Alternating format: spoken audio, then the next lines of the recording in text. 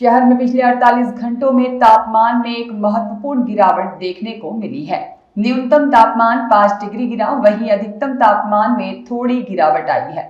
मौसम विभाग ने अगले 3 दिनों के लिए इसी तरह की स्थितियों की भविष्यवाणी की है। तापमान सामान्य से अधिक ठंडा रहने की उम्मीद है। बुधवार का अधिकतम तापमान 25.4 डिग्री सेल्सियस था, जो पिछले दिन से 3 डिग्री कम रहा।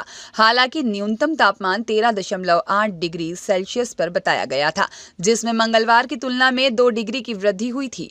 कृषि महाविद्यालय के मौसम वैज्ञानिक डॉक्टर एच.एल. खपेडिया ने बताया कि पश्चिमी विक्षोभ एक्टिव होने के कारण हवाओं में गति और नमी आई है, जिसके चलते मौसम में बदलाव आया है। ऐसी स्थिति 7 और 8 फरवरी तक रहने की संभावना है। वर्तमान मौसम की बात करें तो वर्तमान में हम देख रहे हैं कि जो अधिकतम तापक्रम है वो 26 और 27 डिग्री के आसपास पहुंच गया और जो न्यूनतम तापक्रम है उसमें भी गिरावट हुई है और वो 12 और 13 डिग्री के आसपास पहुंच गया।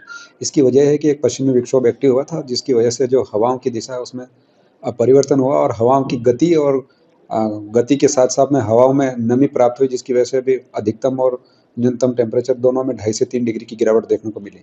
ऐसी ही स्थिति अभी 7 और 8 तारीख तक रहने की संभावना है, यानी कि हम ये कह सकते हैं कि 7 और 8 तारीख तक जो अधिकतम तापक्रम है वो 27 और 28 डिग्री के आसपास रहने की संभावना और जो न्यूनतम तापक्रम है वो 12 और 13 डिग्री के बीच में रहने की संभावनाएं हैं।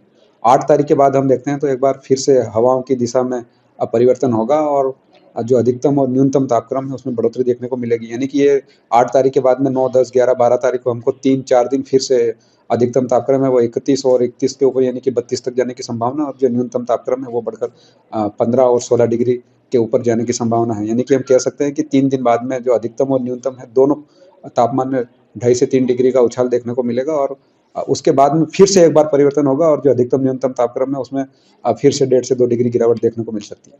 बारिश के कुछ आसार ऐसा है?